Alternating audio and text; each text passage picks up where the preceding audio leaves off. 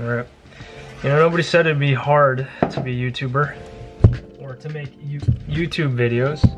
Didn't realize how much research I'd have to do. I was sitting down for like an hour trying to look up the most basic information about my camera and all of my other things. By no means is my gear basic, but I was having trouble. I had to come down, sit down, put it on my laptop. Somewhat time consuming. But what I'm gonna do is sit down with you and show you everything that I have. Sorry. There you go. And coffee as good as new. And here we go. Okay. Alright, good morning. Let's see, this is me attempting to tell everybody what gear I have. I did not memorize any of this. I researched it and I'm gonna say it. So here I'll start off with the camera. I've used it a couple times here and there. I used it on my honeymoon with my wife and it takes amazing photos. Even though I don't know everything about the camera, the autofocus, the auto function, which I guess, yeah, it has autofocus too, within itself, amazing already. Even though I don't know much, I still can use the camera, obviously. It takes great photos. Overall, it's an A7R5 full frame mirrorless interchangeable lens camera made by the one and only Sony. It has a bunch of functions, has a bunch of buttons, and it has these little tabs which I'll go over at the end, closer to the end. But yeah, and the camera itself, or the screen in the back, see that? Can flip over like that if you ever wanted to look at yourself while taking a video. And then it can also flip around like that. So whoever's looking at the camera like this can see it. And close it so the screen faces the camera and it doesn't get, I don't know, damaged. Yep, and the mount here, or the E-mount, just untwist it to put a camera lens. A flash can come here, which I'll talk about it afterwards. And yeah, a lot of buttons. And in this menu function, this menu button, that's the hard one right there. Bunch of sub menus with I don't know, there's just a lot of things.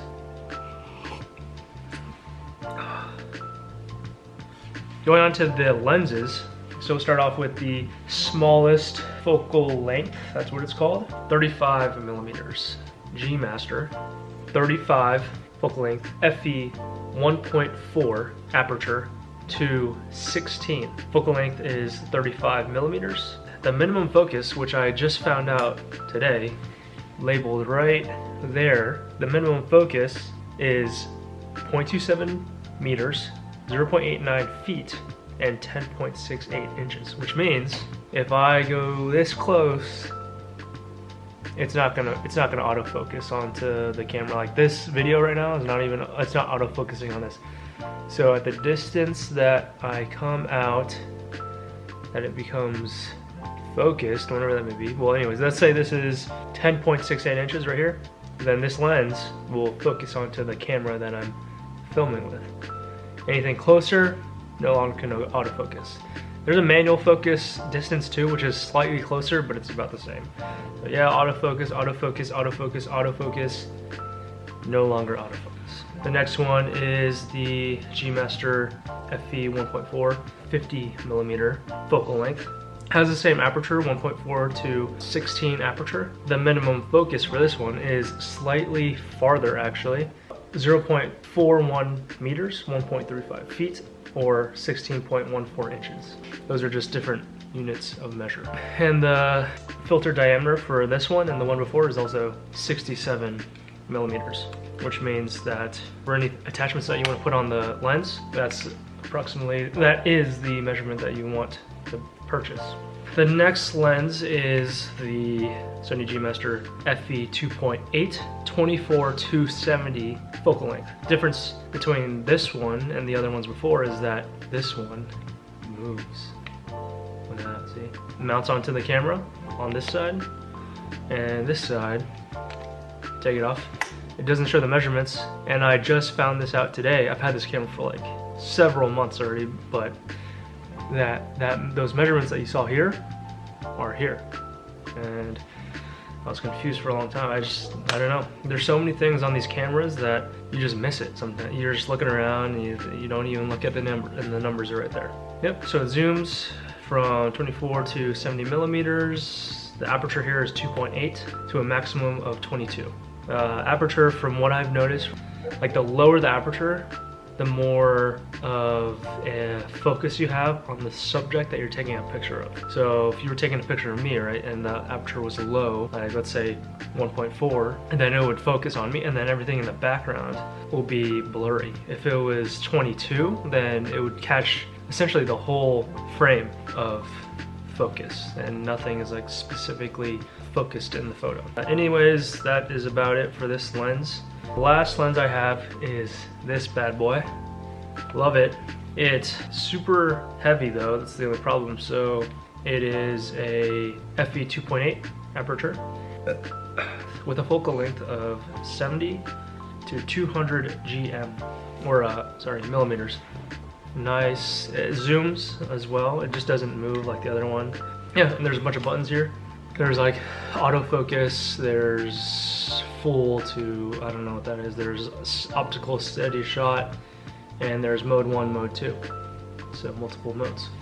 To include with the lenses are obviously these little hoods that go onto the camera themselves.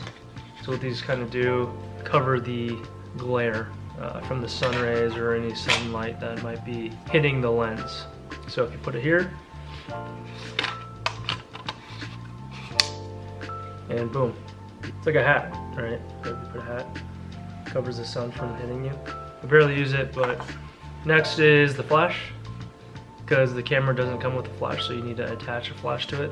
There's different modes as well. This specific one is a Sony HVL F46RM wireless radio flash.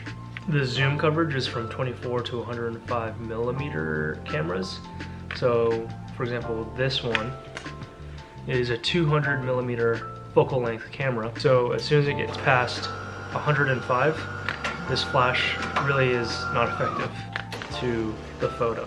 The different angles, flash the light against the ceiling, and then it'll kind of be like an overhead lighting that hits the subject that you're taking a photo of. If you're going straight to the person, like let's say I'm taking a picture of you, right?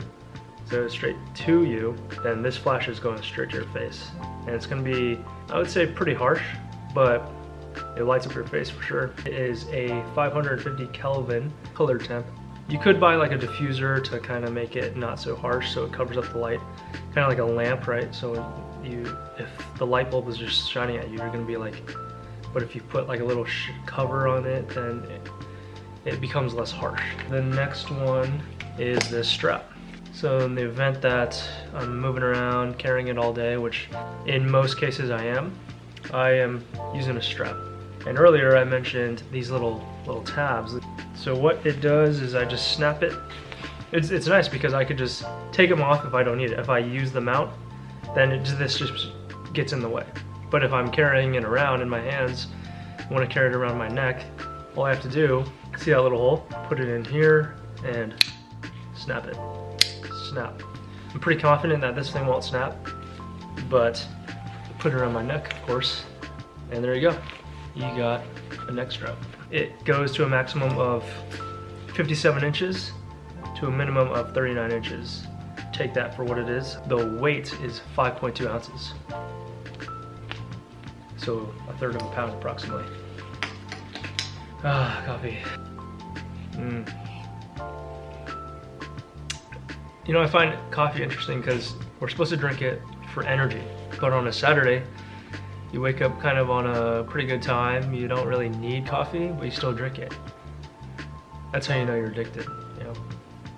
Anyways, the last couple things I want to show you guys, polarized lenses. These kind of also take away the glare, I think. And it also kind of enhances the color of your photos.